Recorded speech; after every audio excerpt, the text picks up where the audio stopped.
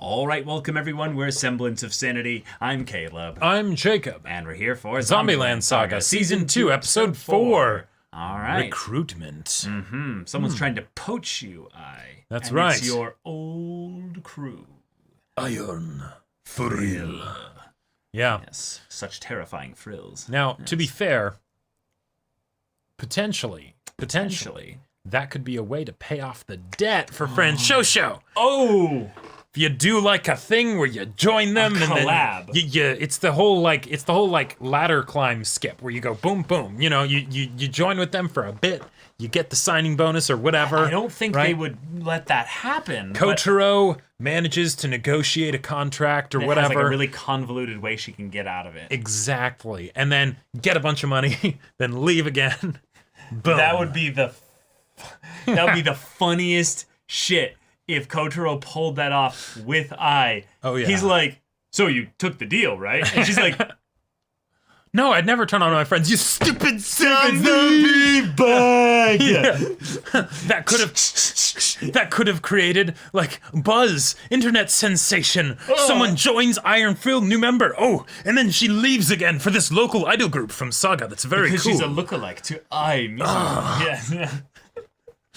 I would love to see some Giga Brain Kotaro strats in combination with I maybe pulling something here. But the idea that they do get to open for them indeed still leads to a potential extra bit of buzz here. But they need to make a splash that doesn't look like yeah, because the brushes and the maracas mightn't, it's very cool, but that might not be like on the level of polish that you want for opening for Iron Frill. Yeah, exactly. Yeah. So it's baby steps. Exactly. Junko, we're in your court. You will lead them to victory. It's gonna be just fine, girl. Yeah. Channel that song. That's right. So, y'all, without further ado, let's get into this. All right, everyone, now be sure to go check out the reaction portion of the video in the description below, then come back here for the discussion.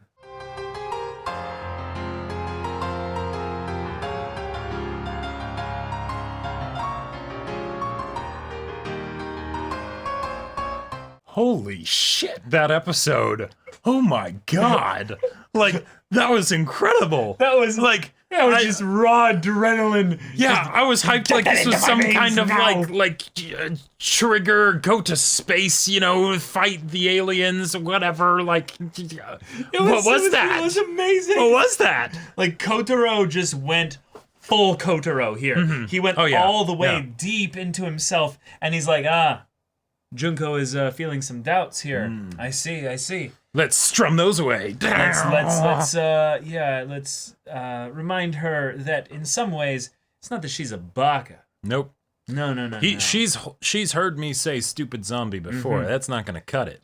But she's a wild machine. She's got so much power within her, and I need her to just let it out. She's got an axe that is a guitar in her heart. In her soul, yeah. Damn it. And you need to let that out. That's right. The idea also that Junko being probably the most proper other than Yugiri is a rather interesting thing to have her be the one where, because she was the solo idol from the 80s, and it's like, idols can't do anything, weird or what have you, so she's breaking out of that kind of mold for her, evolving forward here, and thus providing a really good moment to inspire I, who then looked up to her a lot, who is the person that Shiori, I think, the other leader of Shiori, Iron Frill, looked up to her at the time as well. So it's a really cool lineage of sorts of inspiration and passion that looping all back around, all the way back in on itself. And I gotta say, I really appreciated the fact that she smashed the guitar because now I could be wrong. I'm not into idol culture, right? Yes, but that seemed like a very un-idol kind of thing to do. And now, to be fair, Zombieland Saga as a show and Friend Shosho as an idol group has very much done that kind of stuff with like the death metal and the head banging with the necks, and they're zombies, right? They're zombies. It's already ridiculous. Yeah, exactly. You can have that extra bit of just why not? They're shocking themselves intentionally with electricity to light themselves up for. They just need to be lit up. Yeah. Cool. It's amazing. Yeah, why not, right? But at the same time, it feels like you were kind of saying with Junko of like how she came from being a one-woman show, right? And very much needing to be very proper and in control of like what was going on and everything, right? Like having something like this where it's a raw outlet of emotion. Yeah.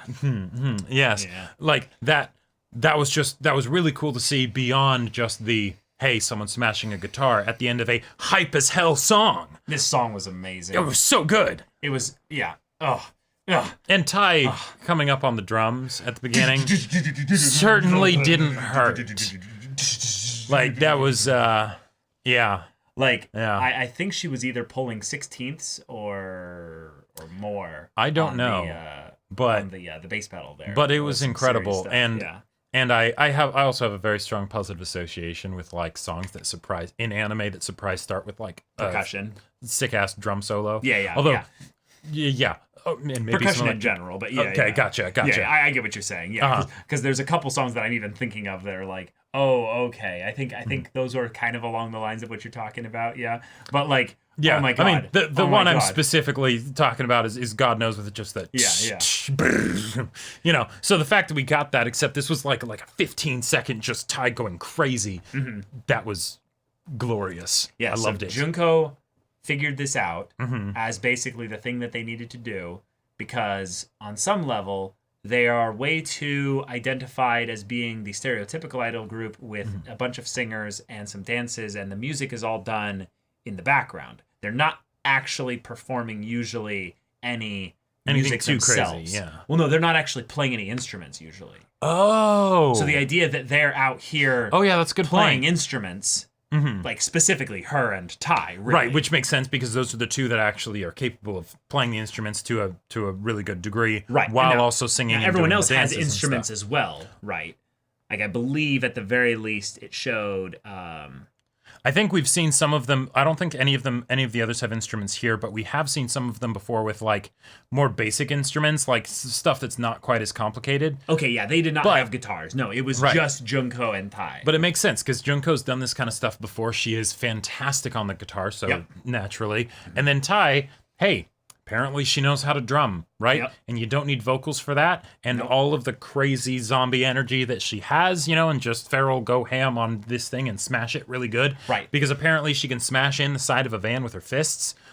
Yeah, so put some sticks in her hands and go wild. I'm telling you, Tai is like an ex-soldier of some kind that was like also a musician and had like a drummer background specifically. Right, so she's like, very like bodily disciplined. Right. She's like a drummer girl from like back in the day when like soldiers would need a drummer, you know, or something like that. Right. Like that's her thing or what have you. I gotta say, it is one of those things also where like I'm not as into music now as I like used to be, but one of the things that was always just the coolest whenever I would see it happen is ladies on the drums that would actually like go crazy with the drums, right? Oh yeah. Because with the drums you don't want to be holding back, right? Like you have to have like the structure and the order to it and everything like that. It's a lot of counting and a lot of very much keeping your tempo just exactly right. But there are a few things cooler than just seeing a drummer that is just going all out on those, right? Right.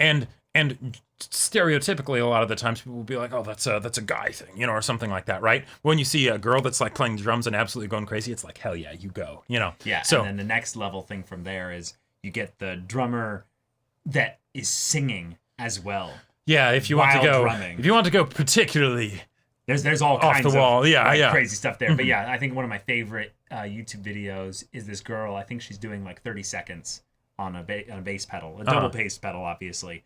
But it's the kind of thing where you're like, holy shit, this is some straight out of Whiplash, like not my tempo, like fingers bleeding, just absolutely shredding your arms and everything like that, just sweat just drenched off you. Drummers are fucking metal. They are hardcore. Right. It is a very physical instrument to play, and therefore kind of perfect for zombies because, well, they're not going to get tired. Limitless stamina. Exactly. Indeed. The worst thing that could happen is maybe your arm falls off. Yeah, you the know? percussion, the actual impact causes them to lose their limbs or what have you. Right. And then she starts just head banging onto the cymbals and stuff, and it's just... I loved that at the end of that song, then it was like breaking the guitar, you know, point out like Babe Ruth, basically, but like, get up here, you know? Yeah. And then just, hell yeah, she runs up, and we throw an extra comedy bit in there, because why not? Yes, grabbed by the hand and your arm. Everyone is watching this right now because we kind of got their attention. Right. How do we recover this?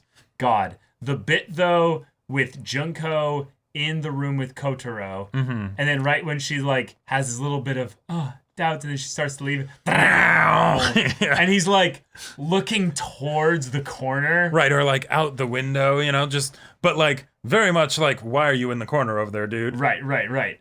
Just, it's just pure Kamina energy. Mm-hmm. And it's just okay, you'll listen to all her worries, her doubts, but then when I think about how talented she is, yeah.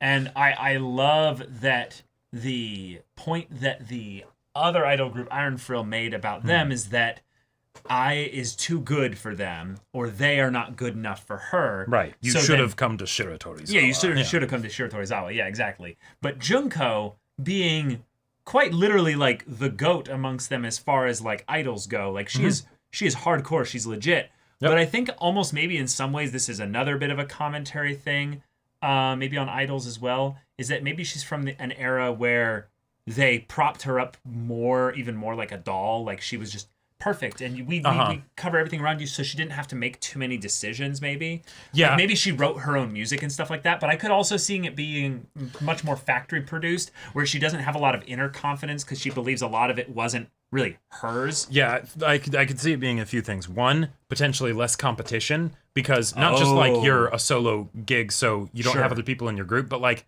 fewer groups potentially, because like the internet isn't a thing back then, so like there's not as much circulation of like opportunity and like who's out there and things like that. She was probably really entrenched. Yeah, exactly. Yeah. But then two, just the idea of not just being able to be a solo gig, but lead a group, right? You can't just be good on your own. Right. You also have to bring out the best in them. Yeah. And that's something that I was able to apply very easily in Franshosho, right? Yeah. But Junko, it's like, what do I do, right? And hey, you ended up being able to find something. You can still be kind of that a center stage piece part of the performance, and use that not as a way to be solo, but to actually lead them. I just love how much he basically gave the full-on Kamina, believe in the me that believes in you, believe in the you that believes in you. Right. And then he's like, this X of mine has been part of my soul for all these years. Right. Smash it. I want you to smash it. And then I'm like, wait, you're joking, right? Uh-huh. And then she leaves and she doesn't smash it. So I'm like, oh, okay, yeah, that was a joke. Mm-hmm.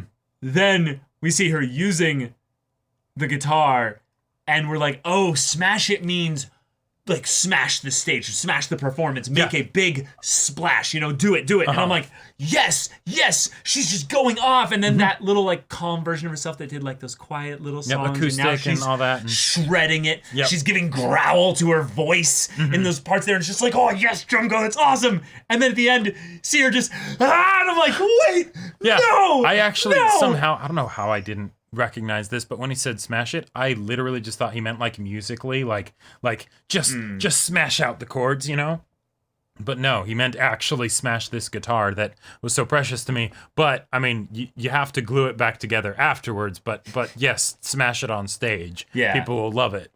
Yeah, I think also he's saying like, you've got obstacles in front of you, but don't just give up because there are obstacles. Right. Smash through them. Yeah. Mm-hmm. Yeah, you're a zombie, so you can get back up, right? Right? Yeah. This isn't going to take you down. Nothing can take you down. In fact, nothing can take you down now. Right. Exactly. Mm-hmm.